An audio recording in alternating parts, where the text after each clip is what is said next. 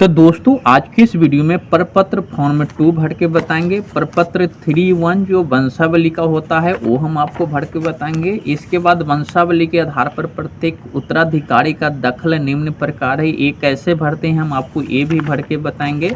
और वंशावली का कॉलम कैसे बनाते हैं, कहाँ तक जाना है, कहाँ किसका किसका नाम रखना है, वो भी आपको बताने वाले हैं। और एक वंशावली का नॉर्मली बीट यदि बनाना है सादे कागज़ पे देने के लिए तो उसमें आपको क्या क्या चीज़ें की लिखने की आवश्यकता है, सभी चीज़ें इस वीडियो में आपको देखने को मिल जाएगा।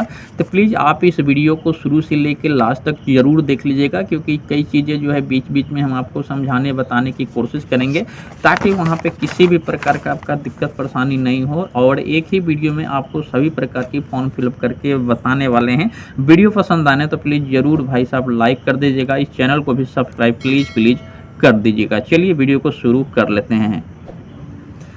देखिए सबसे पहले बात करते हैं कि ये जो प्रपत्र 2 है ना, ये किसे भरना है और कैसे भरना है। तो ये प्रपत्र 2 चाहे आपका केवाला खुद के नाम पे हो या फिर बाबा दादा का नाम पे हो, सभी को भरना है, ठीक है। लेकिन किसके नाम पे भरना है वो चीज़ समझिए। जिस व्यक्ति अभी जोतकोड़ कर रहा है यदि उसके पिताजी स्वर्गवास हो चुके हैं और वो अकेले भाई है या फिर 3-4 भाई है तो सभी को भरना है। इसमें ये भी बताएंगे कि यदि बच्ची है या फिर बुआ या फिर बहन है और पिताजी दादाजी डेट कर चुके हैं तो उनका नाम नहीं होगा, ठीक है। इस चीज़ को आपको ध्यान रखना है। आइए चीज़ों को समझते हैं और देखते हैं। तो सबसे पहले आपको क्या करना है कि रैयत द्वारा इसे स्व घोषणा पत्र हेतु है ना, जो ऐसा कुछ दिया हुआ है, यहाँ पे सबसे पहले आपका राजस्व ग्राम लिखना है। जो भी जमीन का आपका गांव है वो लिख दीजिए। तो हाँ चलिए हम लिख लेते हैं। देन आपको थाना नंबर लिख लेना है। हर राजस्व ग्राम का ना अपना एक थाना नंबर होता है, तो मेरा थाना नंबर 829 है। हल्का नंबर यदि पता हो तो ये कोई मैंडेटरी नहीं है, बहुत सारे लोग को भी इसके बारे में पता नहीं है, तो ये छोड़ देना है, ठीक है। अब जो है पुलिस स्टेशन जो भी होगा आपको वो लिख देना है। अंचल भी मेरा जो है सकरा पड़ता है, तो चलिए हम सकरा लिख देते हैं। और जिला जो है मुजफ्फरपुर पड़ता है, तो यहाँ पे मुजफ्फरपुर लिख देना है, ठीक है। आपको सही सही सभी चीज़ें फिल करना है। ये आपका ऊपर वाला कॉलम जो है भाई साहब खत्म हो गया। नीचे आइए, रैयत का नाम, हिस्सेदारों का नाम एवं अंश अगर कोई हो सहित एवं पिता का नाम लिखना अनिवार्य है। इसमें देखिए यहाँ पे मान लीजिए कि आपके दादाजी हैं, उनके आपके पिताजी हो गए और 3 या 4 या फिर 2 चाचा हो गए, एक बुआ हो गई, तो बुआ का नाम इसमें नहीं लिखना है, देख लीजिएगा। ओनली फॉर केवाला वाले भर रहे हैं तो उनके सिर्फ केवालाधार का नाम और पिता का नाम हो जाएगा। लेकिन 3-4 भाई है और पिताजी स्वर्गवास हो चुके हैं तो ऐसे में सभी भाई का नाम लिखा जाएगा। जैसे कि हमारे केस में 3 भाई हैं और उनके पिताजी डेथ कर चुके हैं, तो उनका कैसे भरते हैं वो चीज़ें आप समझ लीजिए। और एक से ज़्यादा खाता खसरा है तो उसका कैसे भरना है वो भी हम आपको चीज़ें जो है आगे बताएंगे। तो सबसे पहले जो बड़े भाई होगा ना उनका नाम लिखना है, ठीक है। ये बड़े भाई का नाम हो गया। उसके बाद जो है हमारे केस में पप्पू सिंह, ये उससे छोटे वाले का नाम है, ठीक है। और उससे छोटे वाले का जो नाम है उनका नाम है लालू सिंह। अब देखिए जो ज़मीन होगा ना उसका 1/3 का हिस्सा तो ये लोग लेगा ना, तो यहाँ पे 1/3 कर देना है, ठीक है। आपके केस में यदि 4 होगा तो 1/4 कर दीजिएगा, ठीक है, कोई दिक्कत नहीं है। और ये नहीं भी लिखेंगे तो उतना कोई मैंडेटरी नहीं है, छोड़ सकते हैं, ठीक है। ये हो गया, ये 3 भाई है ना, तो 3 भाई। अब इनके पिताजी का नाम लिखना जरूरी है, यहाँ पे पिता कर दीजिए, ये हो गया। तो ये जो रैयत द्वारा जो उसका नाम और पिताजी का नाम है ये तो डिक्लेयर हो गया ना। अब चलिए आगे बढ़ते हैं। यहाँ पे आपको पता लिखना है, फटाफट कर लेते हैं। तरीके से आपको सभी चीज़ें भर लेना है। चलिए आगे बढ़ते हैं, फटाफट करते हैं। इसमें आपको खाता नंबर जो भी आपका होगा खाता नंबर दे दीजिएगा। हमारे ज़मीन का खाता नंबर 112 है और यहाँ पे जो उसका खेसरा है ना उसका 8 है। और बात करें डिसमिल कितना है तो यहाँ पे 85 डिसमिल यहाँ पे रकबा, यानी कि जो जमीन की क्षेत्रफल है ना वो यहाँ पे दिया गया है। चौहद्दी में आपको जरूर लिखना है। जैसे कि मान लीजिए कि पूरब में कौन है ना, तो पूरब में जो हमारे में जिस व्यक्ति का नाम है उसका हम यहाँ पे नाम लिख देते हैं। एक चीज़ और भी बता दूं कि आप इस फॉर्म को एडिट करना चाहते हैं ना, क्योंकि कॉलम जो है छोटा छोटा है तो आप कर सकते हैं, क्योंकि नीचे आगे पीछे जो है चारों तरफ इसकी जगह बचा हुआ है, तो कॉलम आप बढ़ा भी सकते हैं, कॉलम आप छोटा बड़ा भी कर सकते हैं, कोई इशू नहीं है। कोई एक साइबर कैफ में जाके सभी चीज़ें आप कर सकते हैं, कोई दिक्कत नहीं है। अब देखिए पश्चिम में जो हमारा यहाँ पे पूरब हो गया, उसके बाद पश्चिम में जो जिस व्यक्ति का नाम होगा उस व्यक्ति का नाम आपको लिख देना है,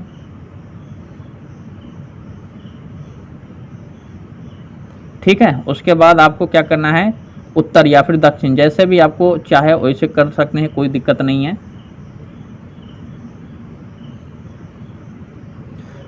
और हमारे एक तरफ जो है ना उत्तर में यहाँ पे सड़क है, तो हम चलिए सड़क लिख देते हैं। आपके केस में कोई कॉलेज या फिर बात करें मंदिर मस्जिद या फिर नाला नदी भी हो सकता है, तो आपको वही चीज़ दर्शाना है, गलत नहीं लिखना है।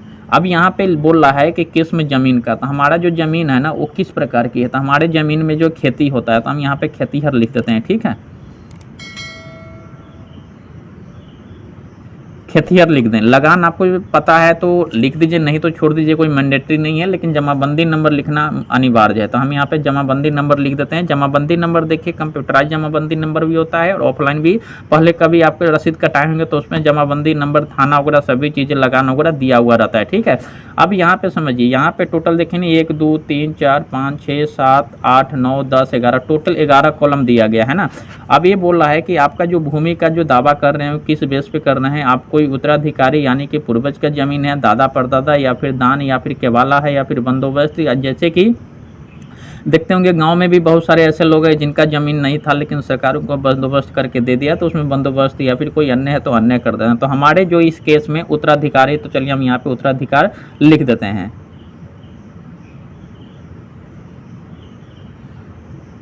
अब ये जो अभिव्यक्ति अगर कोई हो, जैसे कि कोई कोर्ट केस चल रहा है या फिर कोई वाद विवाद है या कोई दखल दूसरा करके रखा है ऐसे, और उसका जो है आपको कागजात आपके पास है, तो ऐसे में एक कॉलम का आपको भरना है, अदरवाइज छोड़ देना है, कुछ भी नहीं करना है, ठीक है। सेम मान लेते हैं कि आपका यदि खाता खेसरा ज़्यादा है ना तो आप यहाँ पे लिख सकते हैं, ठीक है। यहाँ पे 1 भी दे दीजिए, यहाँ पे 2 भी दे दीजिए, और यहाँ पे आपको क्या करना है, डू कर देना है। डू यानी कि आप ऐसे भी कर सकते हैं, कोई दिक्कत नहीं है, आपको यहाँ पे भी कर देना है, कोई दिक्कत नहीं है। जैसे कि मान लीजिए कि खाता यहाँ पे मेरा 108 हो गया और खेसरा जो है 120 हो गया, या फिर हम 20 मान लेते हैं, ठीक है। इसमें मेरा मान लीजिए कि 90 डिसमिल ज़मीन है, तो हम इससे जो है ऐसे कर लेंगे। और जो भी आपका पूरा पश्चिम उत्तर दक्षिण, तो एक फॉर्म में आप देखेंगे कि 2 खाता खेसरा भर सकते हैं, कोई दिक्कत नहीं है। और बाकी जो चीज़ें आपका जैसे जैसे हुआ है वो चीज़ें आपको यहाँ पे सभी चीज़ें फिल कर देना है, ठीक है। चलिए अब नीचे चलते हैं। इसमें आपको बहन बुआ का नाम नहीं लिखना, वो वंशावली में दर्शाना पड़ता है। ये अभी जो जिस व्यक्ति के हिस्से में जो जोत कोर कर रहा है उसका नाम यहाँ पे लिखना है। सभी चीज़ें बताएंगे तो लास्ट तक जरूर वीडियो में बने रहिएगा, और दूसरा भी फॉर्म वो भी आपको क्लियर हो जाएगा।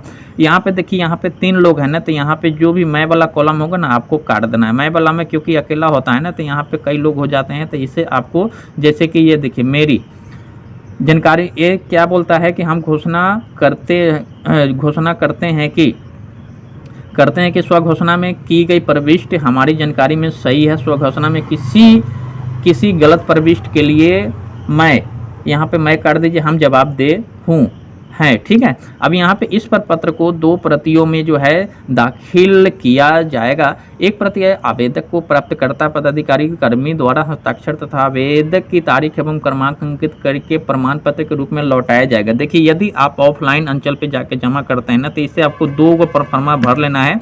एक तो सभी जो डॉक्यूमेंट देंगे उसके साथ ही देंगे तो आपका जमा हो जाएगा। दूसरा प्रति आपको जहाँ पे डेट तारीख अपना स्टाम्प सिग्नेचर वगैरह करके वह पदाधिकारी आपको वापस कर देगा। अब यहाँ पे आपको स्थान लिख देना है, आप अपना घर जो गांव है ना उसका ही दे दीजिए, और यहाँ पे तिथि दे देना। जैसे कि मान लीजिए आज 13 तारीख है या फिर 14 या फिर जो भी है वो आपको यहाँ पे फिल कर देना है। यहाँ पे आपको साइन कर देना है। देखिए, यदि अलग अलग बनाते हैं ना तो सिंगल या फिर आप ज्वाइंटली है तो सिर्फ एक व्यक्ति भी यहाँ पे साइन करेगा, चलेगा, कोई दिक्कत नहीं है। यदि आप अंगूठा लगाते हैं तो थंब लगा देना है, बगल में नाम लिख देना है, कोई दिक्कत नहीं है। यहाँ पे देखिए मोबाइल नंबर देना जरूरी है, तो चलिए यहाँ पे मोबाइल और आधार मांगा जाता है। चलिए, ये आपका फॉर्म जो है कंप्लीट हो गया। आप प्रपत्र 2 के हिसाब से ही आपको सभी चीज़ें फॉर्म जो है भरना पड़ता है, तो प्लीज़ वीडियो में आगे भी बने रहिएगा, आपको समझ में आ जाएगा।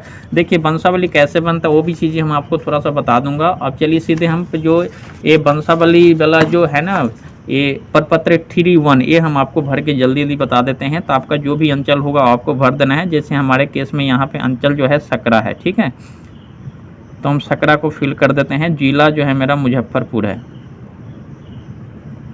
मुजफ्फरपुर कर दिए। अब देखिए, स्वयं की वंशावली समर्पित करने के संबंध में उपरोक्त विषय संबंध में सूचित करते हुए कहना है कि मैं या हम लोग। तो यहाँ पे 3 लोग हैं ना, तो मैं को हम काट देंगे। जैसे कि मैंने अभी बताया कि जो आपका प्रपत्र 2 है ना, इसी के अकॉर्डिंग ये भी आपको भरना है। तो ये चीज़ को आपको ध्यान रखना है, ठीक है।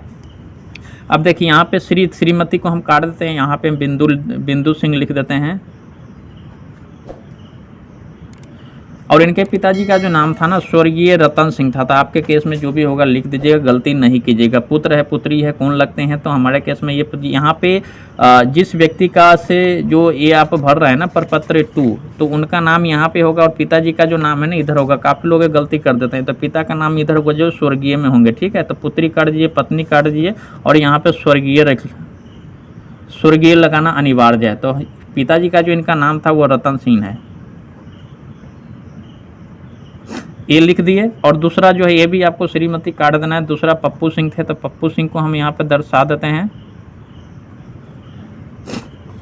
अब देखिए यहाँ पे जो दिया गया है ना, इसे भी समझना जरूरी, बहुत इंपॉर्टेंट है। यहाँ पे देखिए श्रीमती, ऐसा केस क्यों दिया गया। मान लीजिए किसी की यदि उसकी पत्नी के नाम पे ज़मीन होगा तो कैसे लिखेगा, स्वर्गीय होगा, तो ऐसे में वो लिखना पड़ेगा। इसीलिए यहाँ पे पुत्री या फिर पत्नी का जो रिलेशन है, ये दोनों के बीच में क्या रिलेशन वो जो है दर्शाया गया है। मान लेते हैं कि आपके केस में यदि 4, 5 या फिर 6 या फिर ज़्यादा है ना, तो इस फॉर्म को आप एडिट कर सकते हैं। ये जो कॉलम है ना आप बढ़ा सकते हैं, जितने भी लोग होंगे उस सभी को इसमें नाम आना चाहिए, ठीक है। एक जो लालू देवी ना, हम इसको यहाँ पे फिल कर देते हैं। यहाँ पे एक लालू सिंह बचा हुआ है ना,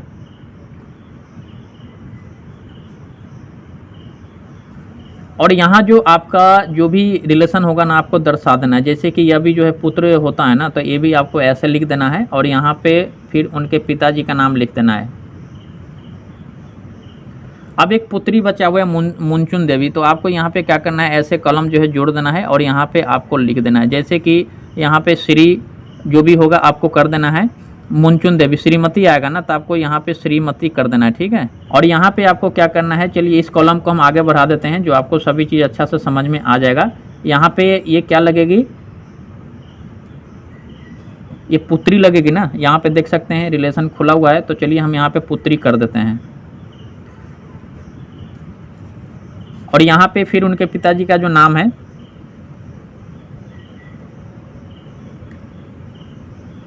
ये आपको यहाँ पे दर्शा देना है। इस तरीके से आप इसमें बुआ या फिर बहन जिनके पिताजी डेथ कर चुके हैं तो उनका भी सभी चीज़ें आप इसमें लिख सकते हैं, कोई दिक्कत नहीं है।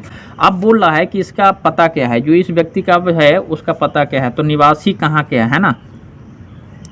तो ये जो है ना निवासी में आपको अस्थाई या फिर अस्थाई है जो भी आप कर यहाँ पे लिख सकते हैं, नहीं भी करेंगे तो उतना कोई मैंडेटरी नहीं है। अब यहाँ पे ग्राम का नाम लिख देना है, तो ग्राम का नाम में हम भरवारी कर देते हैं। इसमें देखिए बहुत सारा चीज़ ऐसा है कि जो आपको नहीं समझ में आता है तो छोड़ देना है, कोई उसके लिए बड़ी चीज़ नहीं है। लेकिन जो जरूरी वाली चीज़ें हैं ना, जो मेन है टॉपिक, वो आपको भरना जरूरी होता है। थाना कहाँ है, तो थाना जो है सकरा पड़ता है, तो सकरा यहाँ पे लिख देते हैं। अंचल भी जो है सकरा है, तो सकरा लिख देते हैं। जिला मुजफ्फरपुर हो गया। और जाति कौन सा है, तो जाति आपको यहाँ पे लिखना अनिवार्य है। तो चलिए हम यहाँ पे भूमिहार लिख देते हैं। इस तरीके से जो भी आपका जाति होगा ना, देखिए जो केवाला होता है, जो रसीद होता है, उस पर भी ये सभी चीज़ें लिखा रहता है, ठीक है। खतियान होता है उस पर भी, तो आपको जरूर एक बार चेक कर लेना है। अब यहाँ पे जो चीज़ें दिया गया है वो चीज़ें समझिए। यहाँ पे बोल रहा है संलग्न पत्र 2 में अंकित है। यहाँ पे जो भी जैसे कि जिसका विवरण आवेदन के साथ संलग्न कर रहा है ना, प्रपत्र 2 में अंकित है, इनके पिताजी का क्या नाम है वो यहाँ पे लिखना है, ठीक है। तो पिताजी का नाम जो है रतन सिंह है, तो रतन सिंह हम यहाँ पे लिख देते हैं। इनके पिताजी जो है स्वर्गीय हो चुके हैं, तो यहाँ पे ऑलरेडी पहले स्वर्गीय कर दिया है, रतन सिंह यहाँ पे लिख देते हैं। आपके केस में जो भी नाम होगा लिख दीजिएगा। और इनके पिताजी का अब नाम जो है पूछा जा रहा है, उनके पिताजी का क्या नाम था, तो उसे भी देख लेते हैं।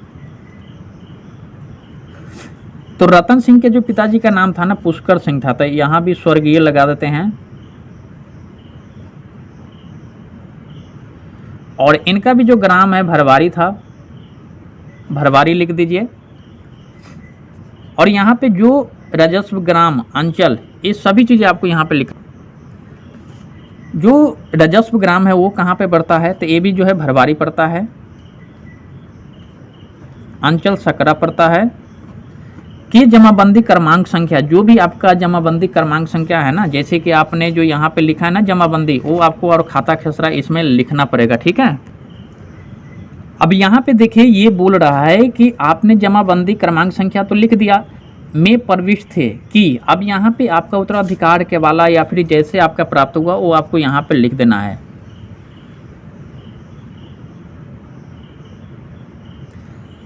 किस तरीके से आपका यह जमीन जो है प्राप्त हुआ है ना, तो उत्तराधिकारी यानी पुश्तैनी जमीन है। खतियान में अंकित खाता संख्या, तो खाता संख्या और खसरा संख्या रकबा हमने यहाँ पे लिख दिया है। एक से ज़्यादा होगा तो आपको यहाँ पे लिख देना है, अदरवाइज आप ज़्यादा फॉर्म को जो यहाँ पे भर सकते हैं, है ना।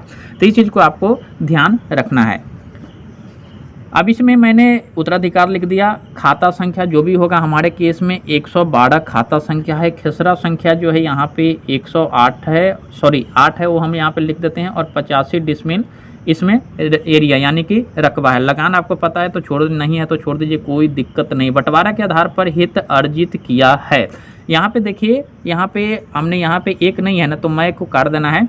इसमें जो वंशावली कैसे बनाना है वंशवीट वो हम आपको बताने वाले हैं। इसमें वंशावली जो बनेगा वो मूल खतियान पंजी 2 के अनुसार ही बनाना है। नीचे वंश वृक्ष टेबल फॉर्म में बनाए, यहाँ पे बना सकते हैं या फिर इसके पीछे भी बना सकते हैं। उससे पहले इसमें देखिए हम लोग यहाँ भी जो भी मैं रहेगा ना कर दें, हम लोग का उल्लेखनीय भूमि पर शांतिपूर्ण दखल कब्जा है तथा भूमि जो है स्वत्ववाद एवं यानी कि बिना किसी विवाद का है, विवाद से मुक्त है। मैं को कर हम लोग की वंशावली खतियान जमाबंदी पंजी के अनुसार निम्न रूप है। अतानुरोध है कि प्रपत्र में अंकित वंशावली के आधार पर प्रश्नगत भूमि में उत्तराधिकार के आधार पर मेरे को कर दीजिए हम लोग के नाम पर सर्वेक्षण से प्रक्रिया से तैयार होने वाले अभिलेख में खाता खोलकर संबंधित खेसरा को उसमें प्रविष्टि करने की कृपा की जाए। यहाँ पे जो भी है ब्रंश भी आपको यहाँ पे बनवाना है, यहाँ पे साइन हो जाएगा। साइन एक व्यक्ति जो है यहाँ पे कर सकते हैं, है ना, एक सॉरी यहाँ पे अलग अलग व्यक्ति का करना है। ये तो सभी को भरना है ना, ये जो है आपको सभी को भरना मैंडेटरी है, लेकिन कोई एक है भी है तो चलेगा सभी के लिए। लेकिन ये जो है ना आप चाहते हैं कि अलग अलग भरना, तो ये तो आपको सबको अलग अलग आपको बनाना ही पड़ेगा, ठीक है। तो यहाँ पे चलिए मान लेते हैं कि एक व्यक्ति का है तो यहाँ पे आपको यहाँ पे भर देना है। तो चलिए हम यहाँ पे बिंदु सिंह के नाम पे ले लेते हैं, तो हम बिंदु सिंह को सिग्नेचर जो है कर देते हैं, ठीक है। यहाँ पे आपको याचिकाकर्ताओं का जो हस्ताक्षर विश्वास भाजन, सॉरी यहाँ पे एक मिस्टेक हो गई, आपको जो सिग्नेचर है यहाँ नहीं, याचिकाकर्ताओं का हस्ताक्षर जो इसने यहाँ पे नाम दिया ना, यहाँ पे उसका सिग्नेचर हो जाएगा, ठीक है। इस तरीके से आप इसको जो है भर सकते हैं। अब देखिए ज़्यादा टाइम नहीं लगेगा। एक आपको ये फॉर्म है और एक वंशावली वाला जो है वो आपको दर्शाना पड़ेगा। जैसे कि यहाँ पे देखिए इस व्यक्ति का जो भी नाम होगा ना इसमें आपको दर्शाना पड़ेगा वंशावली में। तो वंशावली बीट जो है यहाँ पे बोलना है ना, वंशावली बीट को तैयार, नीचे वंश बीट टेबल फॉर्म बनाए, यहाँ भी बना सकते हैं या फिर आप चाहे तो इसके पीछे भी या फिर दूसरे कागज़ को भी ले सकते हैं, कोई दिक्कत नहीं है। तो देखिए यहाँ पे जो चीज़ें दिया गया है वो चीज़ें समझिए। यहाँ पे वंशावली में जो नाम है यहाँ पे पुष्कर सिंह, तो पिता का नाम पुष्कर सिंह, रतन सिंह हो गया। इसके अलावा इनके 4 बच्चे हैं, तो बिंदु सिंह, पप्पू सिंह और लालू सिंह और मुनचुन देवी। सभी का कोई भी स्वर्गीय नहीं है, तो जहाँ पे स्वर्गीय नहीं होता है वहाँ पे आके वंशावली खत्म हो जाता है। इसमें आपको जो भी है पता लिख देना है, एड्रेस लिख देना है और वंशावली का हस्ताक्षर आपको यहाँ पे कर देना है और यहाँ पे आधार और मोबाइल नंबर ऐसे आपको जो है लिख देना है, ठीक है। अब बात करते हैं जो लास्ट वाली फॉर्म है ये आपको कैसे भरना है। बिहार विशेष सर्वेक्षण बंदोबस्त तकनीकी मार्गदर्शिका वंशावली के आधार पर प्रत्येक उत्तराधिकारी का दखल निम्न प्रकार इस प्रकार से। इसमें आपको कौन कौन भरेगा, कैसे भरेगा, आइए इसे भी समझ लेते हैं। अब ये जो फॉर्म है ना इसे भी समझना जरूरी है। जो प्रपत्र आपने 2 भरा और जो वंशावली 3-1 भरा या फिर आपने जो वंशावली बीट बनाया उसी के आधार पे ये भी आपको भरना है। आप चाहते हैं कि इसमें संयुक्त भरे तो संयुक्त भी आप दे सकते हैं, या फिर आप चाहते हैं कि अलग अलग सिंगल सभी चीज़ें भरे तो आप अलग अलग फॉर्म भर के भी दे सकते हैं। वंशावली में सभी चीज़ें आपका खुला होना चाहिए, है ना। तो चलिए हम यहाँ पे एक व्यक्ति का आपको जो है नाम भर के बता देते हैं कि कैसे डिटेल भरना है, बिंदु सिंह का, ठीक है। तो यहाँ पे क्या करेंगे, हम बिंदु सिंह का नाम लिख देंगे,